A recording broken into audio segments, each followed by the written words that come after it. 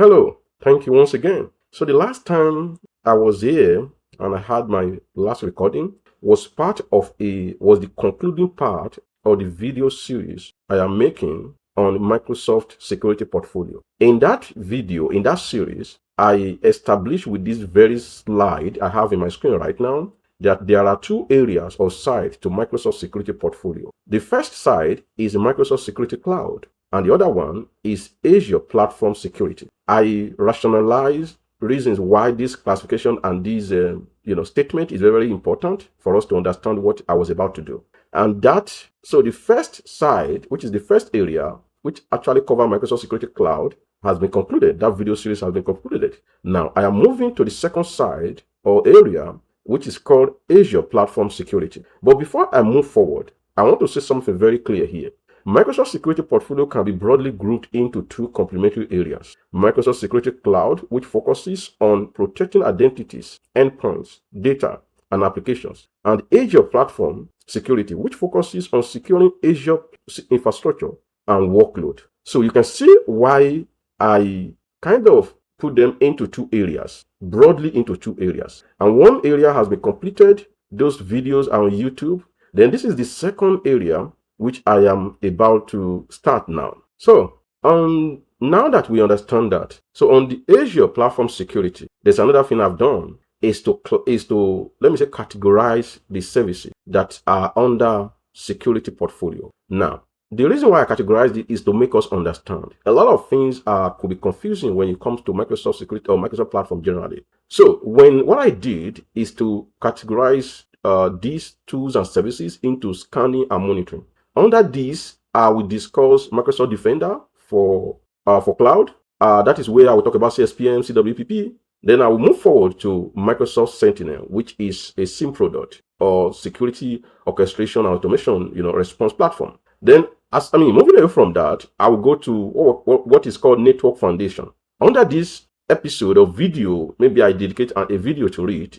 I'm going to discuss Azure Firewall, WAF, DDoS protection, Bastion host, and private endpoints. The hybrid connectivity will feature Express Route, VPN gateway, and Virtual WAN. Then the last one on the list is front protection and secret. That is where I will talk about the front door, Azure front door. I will talk about the key vault and manage HSM, then the Azure policy. So these are the things I will be taking care of in this video series. It might come down to maybe 4 or 5 episodes. I don't know yet, but just so let you know. And thank you again for joining me. Once again, my name is John Kayode. People can call me John K. See you. Okay. Hello once again. Thank you for joining me. So on the second grouping of Azure Platform Security, and that was what I named as Network Foundation. Now this falls under security tooling and services because of the crucial part it plays when it comes to communication of products and services over the internet and how secure that is.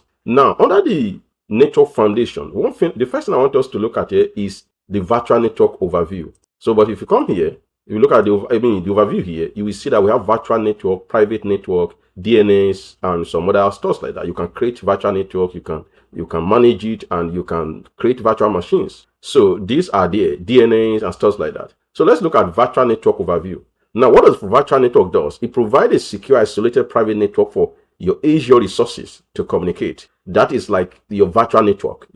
It allows you to create this network, isolate your network, put resources in them, and allow those resources to communicate based on your own terms. Now, the other thing is virtual network enables secure communication between Azure resources on premises, environment, and the internet. Then you can create one here. Look at NAT Gateway. Now, NAT Gateway provides a scalable, secure, outbound internet connectivity for private Azure resources. So that shows that if you want a particular Azure resources, you don't want that resource to have like outbound, connection. What you can do is that you can create a network, a NAT gateway, and that NAT gateway, through that your private resources can tunnel communication into the NAT gateway, and NAT gateway allows that communication to go outside of your private network. Then another thing here is public IP. So public IP assign a reachable public IP address to Azure resources for internet access. Then we have the NIC, the network interface card.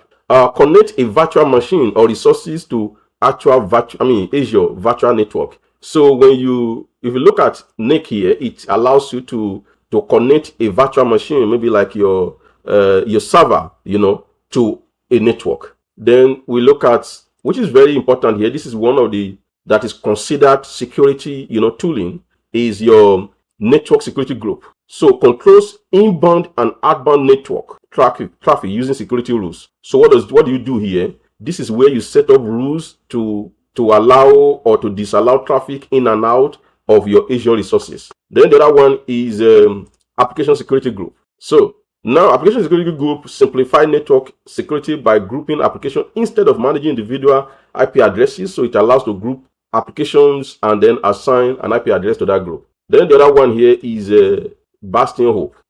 Bastion's host. We call it Bastion host, so we call it Bastion. So Azure Bastion enables secure RDP and SSH access to virtual machine without exposing public IP address.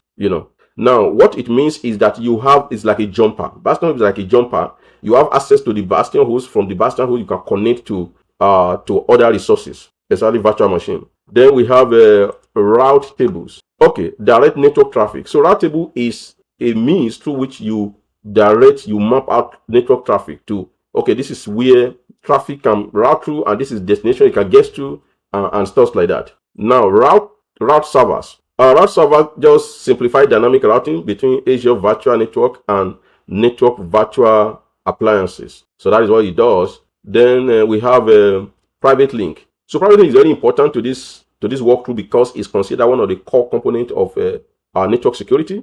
So you can create a private endpoint. You can create a private link services. You can do what we call a network security for cloud services. But everything, being said, is private link provide private access to Azure services over the Microsoft backbone network. Private endpoint assign an IP address to the security to securely connect to Azure PaaS services. That is platform as service. Then private link services publishes your own service privately for secure access by customer or partners. And then we have active connection.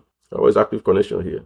Okay, this is active connection. So display and monitor current private link, service connected and their status. And we have Azure DNS. So if you look at here, we have Azure DNS. And what does DNS do? Host and manages DNS domains using Azure Global Infrastructure. So we know all these things. We know whether it's public DNS, it's private DNS, it's traffic manager. All these fall under our DNS security policies. All these fall under DNS purview. But the point I'm trying to make here is that network foundations is, like the name says, is the foundation of your network security. This is where you configure and you manage what can communicate, how they can communicate, what you want to be blind to the communication, to a particular communication channel, and what you want to be seen and be interacted with. This is where you do it. And everything under this particular window has one thing or the other.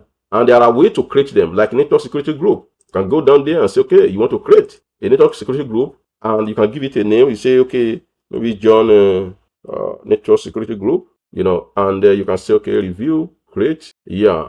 So let's review it and you create it. What I'm saying is that when you understand what they do and how you can use them, then creating them is just like running maybe just a command or just to click through the window. So with this, I'll be able to walk you through on network foundation, some of the core components and capabilities, in this space, and what you can use them for. It's variety of tooling there, but bottom line is the fact that you can use them to direct or redirect or manage your traffic, manage your security controls, manage how resources communicate with each other. And with that will be the end of network foundation, under which we have a network security group, we have virtual network, we have public IP address, we have network gateways, and the likes. Thank you.